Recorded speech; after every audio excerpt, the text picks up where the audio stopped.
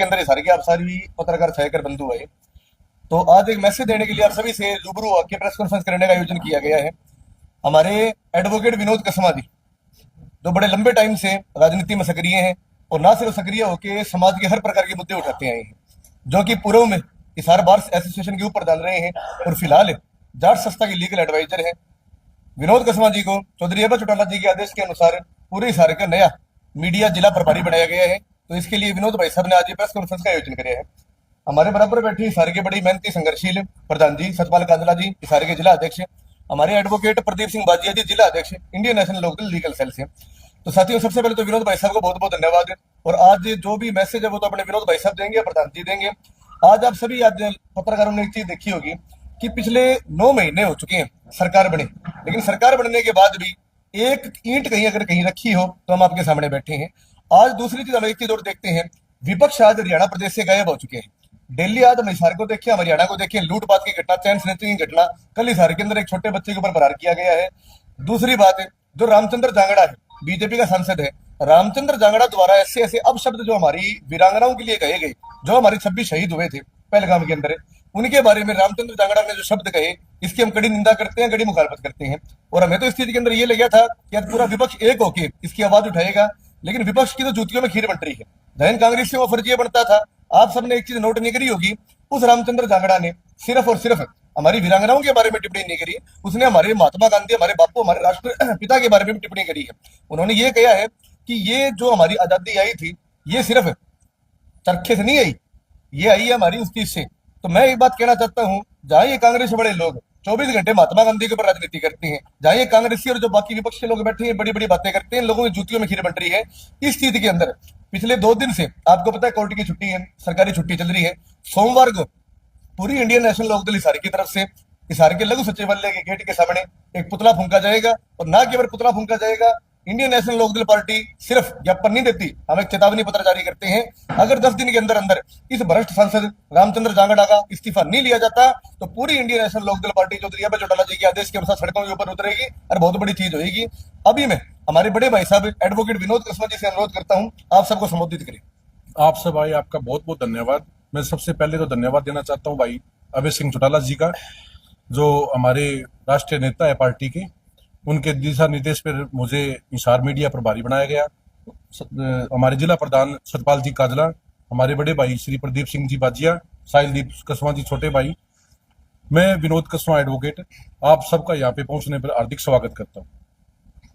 और जो दिन प्रतिदिन हरियाणा में भ्रष्टाचार फैलता जा रहा है, आप देख रहे हो पिछले 3 विधानसभा सत्र हो गए हैं, आज विपक्ष का कोई भी नेता जो कांग्रेस नहीं बना रही है। असल में भूपेंद्र सिंह हुड्डा और उसकी कांग्रेस बीजेपी की पार्टी की बी टीम है, क्योंकि कोई विपक्ष का नेता ही नहीं है। जो भी मुद्दे हैं, चाहे वो विधानसभा में कोई आवाज बोलना, चाहे बेशक हमारी पार्टी के 2 विधायक जा रहे हो, लेकिन वो असल में विपक्ष की जो भूमिका वो ही निभा रही है।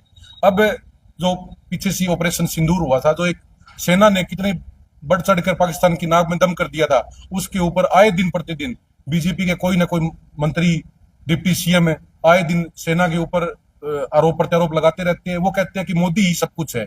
अब पीछे सी मध्य प्रदेश में जो विजय शाह वहां का मंत्री है, कैबिनेट सत्र का मंत्री है, उसने सोफिया कुरैशी के ऊपर ये बोला है कि उन्होंने तो वो तो आतंकियों की बहन है, उन्होंने अपने भाइयों का कत्ल किया है। बताओ कितनी कायराना जो है कर्नल सोफिया के ऊपर उसने टिप्पणी की है। उसके बाद मध्य प्रदेश का उप मुख्यमंत्री ने तो ये कहा है कि बीजेपी मोदी के आगे सेना, तीनों सेनाएं हैं जो अपनी वायु सेना, थल सेना, तीनों की तीनों सेना जो नमस्तक है। ये कोई कितना बेतुका बयान जो है जारी करते हैं, जो जिसकी जितनी भी निंदा की जाए वो उतनी कम है। उसके बाद अब जो हमारे हरियाणा से ही है रामचंद्र जांगड़ा जी, उसने कितनी गलत टिप्पणी की है। उन्होंने तो ये तक बोल दिया कि जो वहां पे शहीद हुए उनकी जो महिलाएं हैं, उन्होंने हथियार नहीं उठाए वरना वो आतंकवादी पकड़े जाते। मैं पूछना चाहता हूँ, रामचंद्र जांगड़ा जी को भेज दे, अगर वो पकड़ लेते तो। मतलब आए दिन कितनी बड़ी बड़ी मतलब ये जो मतलब गलत बातें बोलते हैं, सेना के ऊपर लाछन लगाते हैं। ये समझते हैं कि मोदी ने ऐसे हर साल में हर सरकारों में होता है। बीजेपी को अब जो बढ़ा चढ़ा के ये बोल रही है, मतलब कुछ भी पता नहीं है इनके मंत्रियों को। पीछे से मोदी जी ने टिप्पणी भी जारी की भी, जो मंत्री है वो कम बोले। उसके बाद जो बड़ी बड़ी बातें करते हैं, ये कहते हैं कि हम पाकिस्तान का पानी रोक देंगे। अब पीछे से 6 दिन पहले बाढ़ संबंध ब्रांच टूटी है, झांसी से निकल के टेंट के आसपास से 6 दिन हो गया, वो पानी नहीं रुका गया। ये पाकिस्तान का पानी रोकने की बात कर रही है। आप लोग देख ही रहे हो, उसकी वजह से वहां पीछे एक बिजली बोर्ड था, उसके अंदर जो पानी भरा पड़ा है, 6-7 गांव, लगभग 250-300 ढाणियां जो बिजली से प्रभावित हो रही है। बात ये पाकिस्तान का पानी रोकने की बात कर रही है। गए तो थे जी विधायक जी कसी लेके। कस्सी से कोई पानी रुका करता है क्या, बताओ? कोई खेत का नक्का थोड़ी रोक रहा है जो विधायक जी कस्सी लेके वहां पे लग गए एक मीडिया में फोटो खिंचवाने के लिए कस्सी लेके, ये तो गलत बात है ना। कितनी जेसीबी, 6 दिन हो गए, प्रशासन 5 बार तो हिसार का जो डीसी आवाज आया, अभी भी पानी मतलब धीरे धीरे चल रहा है। कितने 500 क्यूसेक उस नहर के अंदर पानी था, सारा बर्बाद हो गया। लगभग 6-7 गांव थे, वो पूरे जलमग्न हो रही है।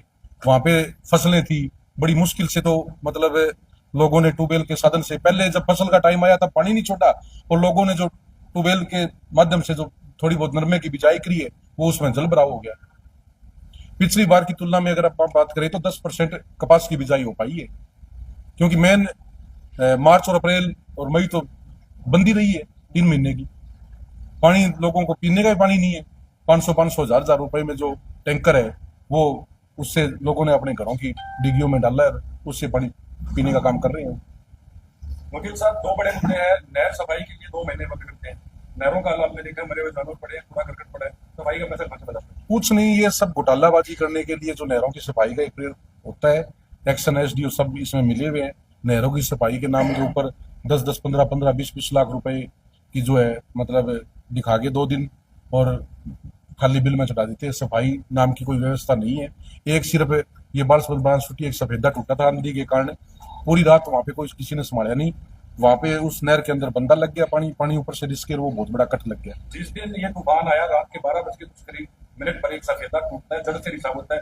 मौके पर हमारी टीम पहुंची, पुलिस की गाड़ी थी, एसटीओ था, लेकिन एसटीओ साहब ने कोई त्वरित प्रभाव से एक्शन नहीं लिया। जेसीबी खड़ी रही। क्या उसी वक्त अगर जेसीबी चलाई जाती तो बड़े नुकसान से बच सकते? बिल्कुल बच सकते थे। मौके पे प्रशासन क्या नहीं कर सकता, सब कुछ कर सकता है प्रशासन। मैं कह रहा हूँ 5 बार डीसी जाया है वहां पे, डीसी साहब जो है वहां पे 5 बार जाया है, पानी नहीं रुका।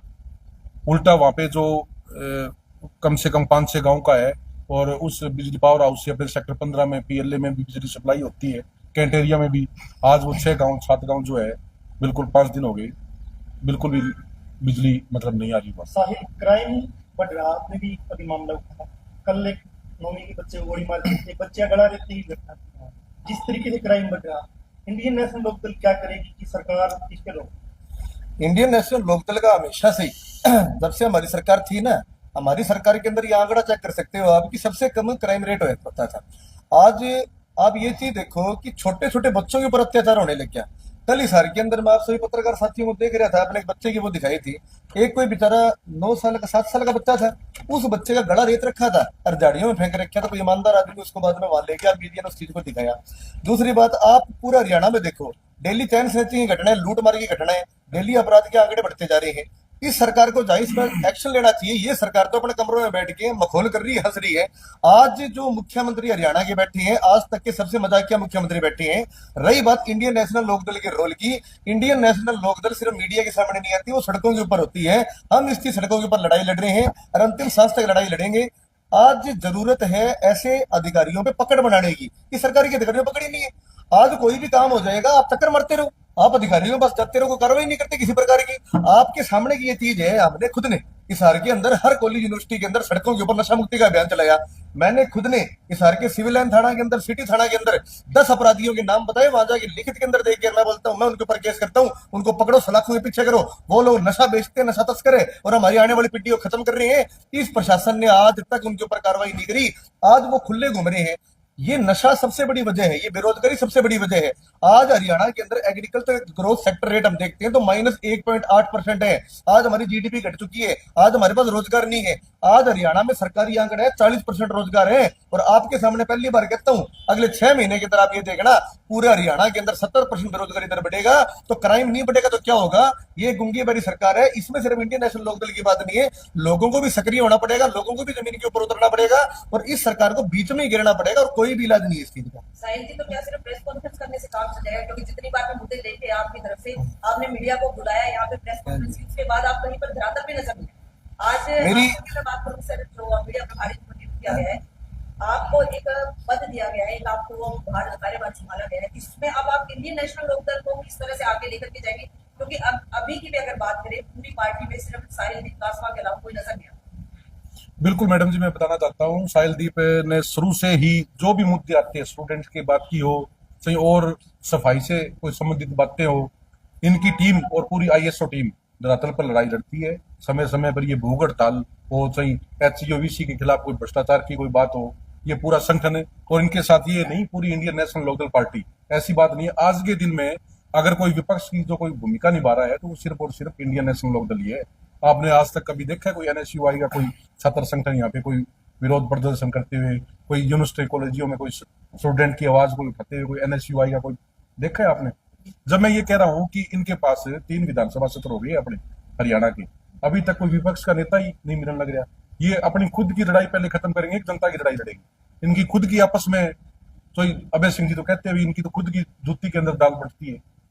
तो ये इनकी खुद की जो लड़ाई है, कभी शैलजा जी कहते हैं कि मेरा नेता बनना चाहिए, कभी भूपेंद्र सिंह हुड्डा जी कहते हैं कि नेता तो मैं चुनूंगा, मेरे से बड़ा कांग्रेस में कोई है ही नहीं। वकील साहब, एक सर्वे रिपोर्ट सौंपी थी 2018 की, जब उसमें मौके के एसपी थे, पूरे 12 महीने में से 2 महीने में चैन स्नैचिंग बढ़ जाती है। वजह सबको पता IPL चलता है, छोटे बच्चे गैम्बलिंग में पड़ते हैं, पैसे देने के लिए होते नहीं है, और ऊपर से दबाव बनता है, तो चैन स्नैचिंग सबसे आसान तरीका है। ये अपराध बढ़ रहा है, इसको कैसे रोकेंगे? चैन स्नैचिंग कहीं ना कहीं पुलिस प्रणाली पर सवालिया निशान है। अब मैं खुद इस प्रोफेशन से जुड़ा हूँ, एडवोकेट हूँ। जो भी चोरी की घटनाएं बढ़ती है, पुलिस को सब पता होता है भी कहाँ पे कौन, इनके पास पूरा एक खाका तैयार होता है। हम सामने इसलिए नहीं आते भी कौन तारीखों पे जाएगा, और वो पुलिस वालों पे छोड़ देते हैं। पुलिस वाला किसी को एक को पकड़ के और चालान पेश कर देता है, और असली जो है उनको छोड़ देती है, फिर वो मार्केट में। आज इस तरह की जो घटनाएं बढ़ रही है, सबसे मेन वजह ये है कि रोजगार नहीं है। जो पढ़े लिखे बच्चे हैं, पहले तो चुनाव से पहले तो बीजेपी ने अब की तीसरी बार सरकार बना दी, बताओ कितने बड़ी बड़ी झूठे युवाओं के साथ एक खिलवाड़ किया है। तो रोजगार है नहीं, इसलिए जो है इस तरह की चोरी की, चैन स्नैचिंग की जो घटनाएं बढ़ रही है। जो नशा पुलिस प्रशासन पद को दिया जाता है, तो कहीं ना कहीं अभय जी ने भी सोचा होगा, साहिलदीप जी ने सोचा होगा, सबने सोचा होगा। क्या लगता है क्या क्वालिटीज आपके खुद के अंदर थी कि आपको मीडिया प्रभारी बनाया गया? वो तो देखो जी, वो तो आला नेता को पता है। मैं शुरू से ही इस पार्टी से जब बचपन से ही इस बात का भाई साहब की तरफ से जवाब मैं देना चाहता हूँ। देखो, आपने बिल्कुल ये चीज कही कि अभय चौटाला जी ने सोच समझ के काम करे। मैं एक चीज बताता हूँ जी, आप सभी पत्रकारों के सामने आपने एक चीज देखी होगी कि ISO ने आज इस हारे के अंदर 300 आंदोलन करे, अपने हाथ से करे। 1000 से ऊपर आंदोलनों में हमने समर्थन दिया है। विनोद कसमा जी एक लोग ऐसे एडवोकेट है, सिर्फ हिसार के अंदर नहीं, पूरा हरियाणा के अंदर। कोई भी बच्चों की कोई समस्या आई, कोई भी दिक्कत आई, इन्होंने 1 रुपए के अंदर फीस लेके केस लड़ने का काम किया। जो 2000 रुपए कागजों के लगते हैं ना, वही अपनी जेब से लगाते हैं। इसके साथ साथ इनका पैनल बना हुआ है। कोई भी गरीब आदमी है, जो आदमी कोई अपना केस के अंदर फीस नहीं दे सकता, जो मोटे मोटे वकीलों की फीस होती है, उनकी ये 1 रुपए के अंदर फीस लड़ते हैं। मतलब ये एक इस प्रकार के इंसान है जिन्होंने अपना जीवन आज समर्पित करा हुआ है समाज सेवा के अंदर भी। मैं नाम नहीं लेना चाहता, आप सबके सामने की ये बात है, बल्कि बहन जी तो बड़ी ईमानदारी से वो दिखाई भी थी। जाट कॉलेज की एक प्रिंसिपल होती थी, उस प्रिंसिपल ने 4 बच्चों का असंवैधानिक तौर के ऊपर नाम काट दिया था, और अपनी सत्ता के मत में मतदान तो हो गया कि लिखियों बोली नाम नहीं लिखती। विनोद कसमा जी थे उस टाइम, जिन्होंने 6 घंटे तक कोर्ट के अंदर घसीट दिया था पूरे प्रशासन को, और उसके बाद में ना उन 4 बच्चों का नाम लिखाया, आगे भी हजारों बच्चों की मदद करी। तो इनकी इसी उपलब्धि को देखते हुए चौधरी अभय चौटाला जी ने इनको विश्वास जताया है, और मुझे ये भी भरोसा है कि विनोद कसमा जी, अभय चौटाला जी ने जो आदेश दिए है ना, आज इस हार में हरियाणा के अंदर भी जो बहुत दिए आएंगे। आपके नजरिए से आपको क्या लगता है सर, कि आने वाले समय में सबसे पहला कार्य आपकी तरफ से क्या किया जाएगा सुधार? मैं सबसे पहले तो इस कार्य की एक घोषणा और करना चाहता हूँ। हमारे प्रधान जी, जो हमारे जिला अध्यक्ष है लीगल सेल के, हमारी पार्टी के, इंडियन नेशनल लोकदल पार्टी के, वो ही घोषणा करेंगे। आप पत्रकारों के लिए बड़ी खुशी की बात है। प्रधान जी बताओ तो।